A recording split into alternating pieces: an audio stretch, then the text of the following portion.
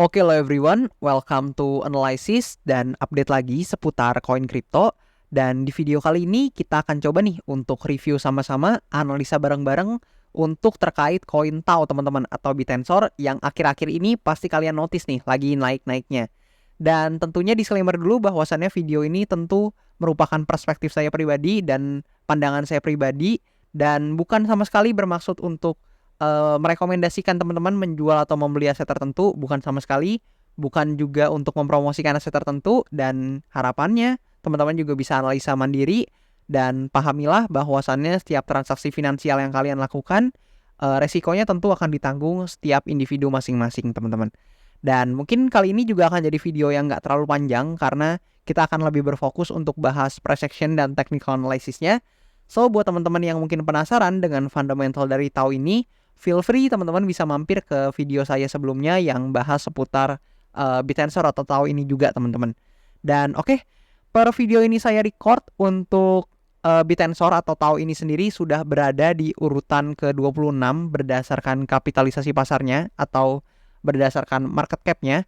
Di sini datanya saya ambil dari coinmarketcap.com. Dan kalau kita coba fokus nih ke price action-nya teman-teman, kita tuh bisa tahu sebenarnya TAO ini sendiri sudah akhir-akhir ini mengalami pergerakan yang cukup eksponensial ya atau cukup parabolik nih.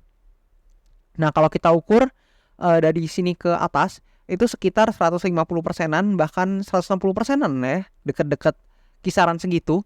Dan hal tersebut tentu mengakibatkan Bitensor ini ada di beberapa papan top gainer teman-teman dari berbagai checks atau exchange. Dan pasti kalian lagi notice ya untuk tahu ini lagi hype-hype-nya dan lagi naik-naiknya. Karena memang ya kalau misalkan kita ukur nih eksponensialnya di sini ada 1, 2, 3, 4, 5, 6, dan 7 candle kisaran semingguan lah teman-teman. Tahu ini berhasil menorehkan gainer atau gain yang cukup tinggi teman-teman untuk altcoin. Yang mana altcoin lain beberapa masih ada yang stay aja, tapi tiba-tiba tahu ini sendiri berhasil naik dengan cukup signifikan teman-teman. Nah, sekarang mungkin kita akan coba nih untuk bahas-bahas pergerakannya terkait tahu ini. Dan teman-teman juga bisa notice bahwasannya seperti biasa saya udah menandai atau melabeli lah ya bahasanya area-area penting yang mungkin teman-teman bisa notice dan bisa coba pertimbangkan ketika teman-teman hendak melakukan analisa mandiri. Dan ini untuk mempermudah teman-teman ya untuk melihat gambaran luas atau outlook seputar TAO ini sendiri. Nah, kalau kita coba ikutin nih gerakannya dari awal teman-teman. Nah, di sini sebenarnya TAO ini ketika awal-awal nih dia memang membentuk bearish sequence-nya atau pergerakan bearish-nya, di mana di sini dia membentuk yang namanya lower low and then lower high and then lower low teman-teman. Dan sampai sini tentu kalian tuh bisa tahu sebenarnya tahu ini memang masih ada dalam fase downtrend-nya. Nah, sampai di sini sebenarnya ada yang menarik teman-teman. Kenapa menarik? Karena kalau misalkan kalian notice nih atau kalian lihat di sini ketika dia mencoba membentuk yang namanya lower high, nah di sini. Nah, ternyata ketika dia mau membentuk lower low, ini gagal teman-teman. Jadi di sini nggak terbentuk lower low teman-teman, melainkan terbentuk yang namanya equal low teman-teman. Nah, ketika di sini dia juga membentuk yang namanya equal high dan di sini juga dia membentuk kembali yang namanya equal low teman-teman. Jadi berdasarkan hal tersebut, di sini kita bisa notice atau bisa mencium lah ya aroma-aroma bahwasannya di sini ada pihak yang memang melakukan akumulasi nih terhadap koin TAO ini. Jadi di kisaran area sini. Nah, di sinilah ya kurang lebih. Nah, di sini ada area konsolidasinya dan tentu ketika di area ini ada pihak yang memang mengakumulasi nih dari koin TAO ini sendiri. Dan ya, kita bisa lihat teman-teman setelah konsolidasi yang selesai, koin TAO ini meroket dengan cukup signifikan. Yang mana kalau kita coba gunakan nih untuk pergerakannya sendiri, kita lihat path-nya atau jalur pergerakannya. Kalian bisa lihat dia membentuk seperti ini. Nah, dia membentuk lower low, sorry teman-teman, dia membentuk lower low, lower high, and then lower low. Dan dia membentuk kembali seperti yang tadi saya bilang, equal low dan equal high. Dan setelah itu dia meroket teman-teman, cukup tinggi. Dan hal ini teman-teman, kalian bisa lihat bahwasannya pergerakan bullish dari TAO ini sendiri sudah mengonfirmasi yang namanya terjadinya market structure shift teman-teman, atau pergantian struktur market dari yang sebelumnya bearish nih seperti ini menjadi bullish kembali. Dan hal ini juga ditandai teman-teman oleh di sini teman-teman, bahkan ketika kita ngambil lower high yang di sini aja teman-teman untuk sebagai patokan, ini udah dilewati teman-teman oleh pergerakan dari Bitensor atau TAO ini sendiri. Nah, dari situ kita tuh bisa tahu bahwasannya telah terjadi pergantian struktur market yang tadi udah sempat saya singgung. Dan ya, di sini indikasinya adalah selain lower high yang ada di sini telah berhasil dilewati, di sini juga Bitensor secara berangsur-angsur itu berhasil melewati resistance yang ada di sini, and then juga resistance yang sebelumnya ada di sini, teman-teman. Dia lewatin sekali nafas lah ya ini istilahnya. Dan ya, dia baru saja reject atau mengalami rejection ketika bersentuhan dengan supply area yang ada di sini. Nah, maka dari itu, di sini kita akan coba nih untuk lihat potensi-potensi pergerakan dari Bitensor ini ke depannya. Nah, seperti biasa, ketika pergerakannya sedang bullish, tentu outlook kita mungkin akan lebih condong ke arah bullish. Namun teman-teman perlu perhatikan bahwa terjadi rejection nih di supply area yang ada di sini, yang mana ini adalah resistance sebelumnya ketika TAO ini listing ya. Jadi TAO ini listing and then dia starting terkoreksi dari area ini, teman-teman.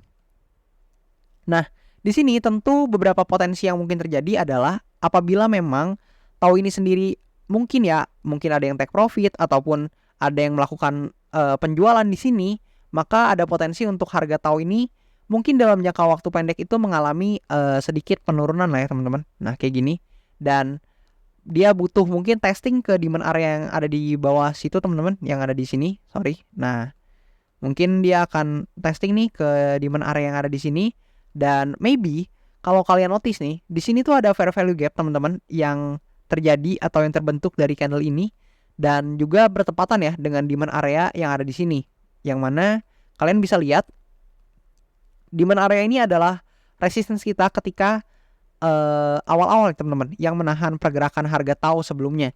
Dan sekarang karena ini telah di breakout, maka di sini menjadi demand area kita atau area support kita.